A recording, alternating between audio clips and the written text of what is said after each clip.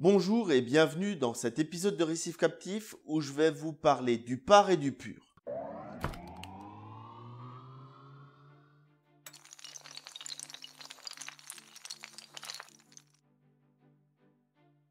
L'éclairage, on en a déjà pas mal parlé sur la chaîne, mais on va continuer parce que c'est un domaine qui est absolument gigantesque.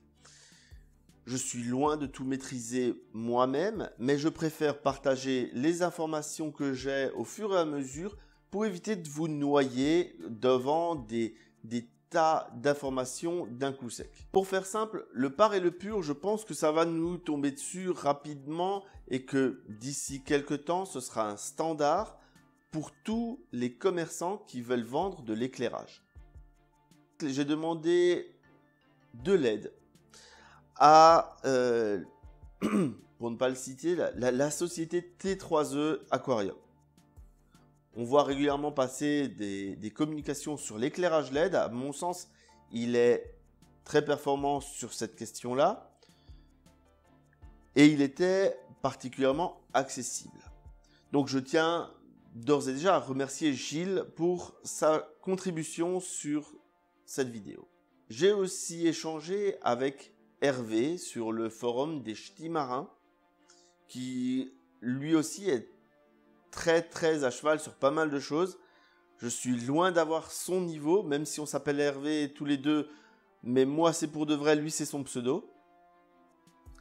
Et il a des tas d'outils de calcul, vous connaissez certainement. Et lui, il a une maîtrise de ces sujets-là qui est énorme. Simplement, je n'arriverai pas à retranscrire tout ce qu'il m'a dit en vidéo, car il y a des notions scientifiques qui sont pour moi aujourd'hui difficiles à retranscrire. Qu'on soit clair, les notions de par et de pur, au départ, elles sont aussi obscures pour vous que pour moi. D'où l'idée d'essayer de s'en sortir un peu. Alors, le par, qu'on écrit PAR, c'est l'énergie lumineuse totale qui est reçue par nos coraux. Et cela sur tout le spectre lumineux. On ne tient par conséquent pas compte des longueurs d'onde qui sont utiles pour les coraux et auxquelles nos coraux sont donc particulièrement sensibles. Le pur, lui, c'est l'énergie que nos coraux sont capables d'utiliser, c'est-à-dire principalement du bleu ainsi qu'un peu de rouge. Pour les intéresser, nos coraux ne peuvent pratiquement pas utiliser le vert. Notre œil humain pourtant, lui, il est très sensible à la couleur verte. Et on est beaucoup moins sensible au rouge et au bleu. Cet éclairement que l'œil humain arrive à percevoir, on appelle ça l'éclairement. Il se mesure à l'aide d'un luxmètre et on va l'exprimer en lux. Le par et le pur ont une unité à eux. C'est le micro-Einstein par mètre carré par seconde. Ça se mesure avec un appareil qu'on appelle un quantummètre.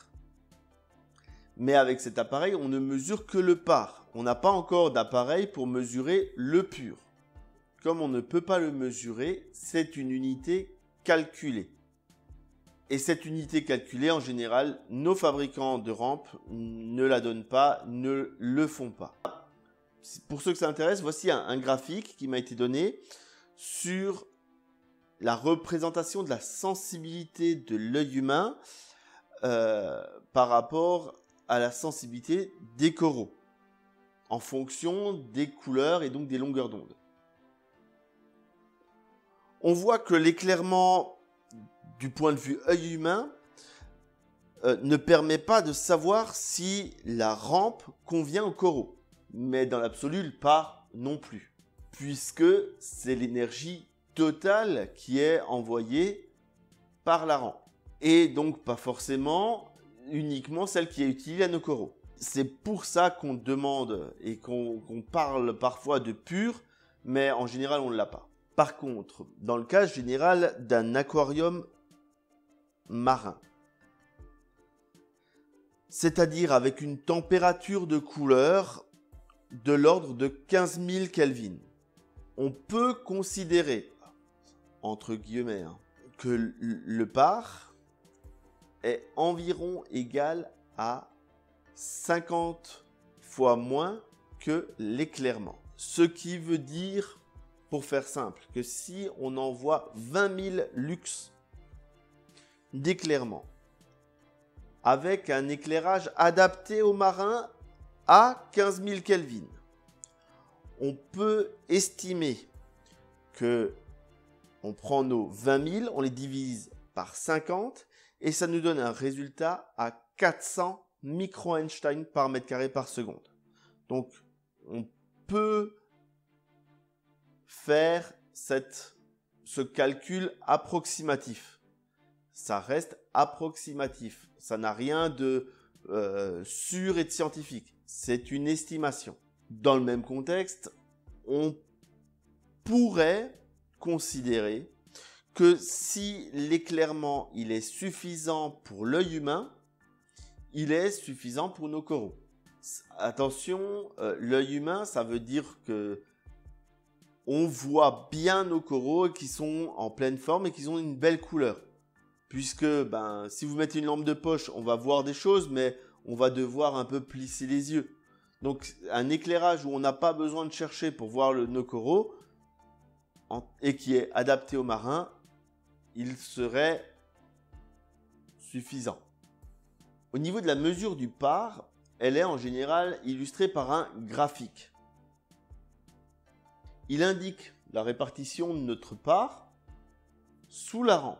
On voit aussi que plus on s'éloigne de juste sous la rampe, plus le par est faible.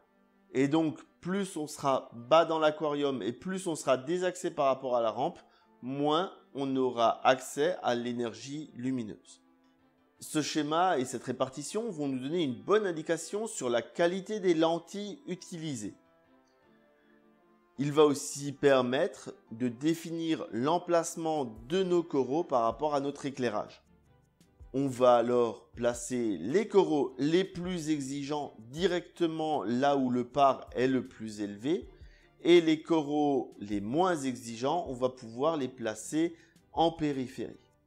Je pense qu'il y aura d'autres épisodes sur le sujet pour aller encore plus loin, mais ça me demande encore beaucoup de travail pour essayer d'arriver, dans un premier temps, à moi le comprendre, dans un deuxième temps, à arriver à vous le restituer, parce que c'est un sujet qui est complexe, mine de rien.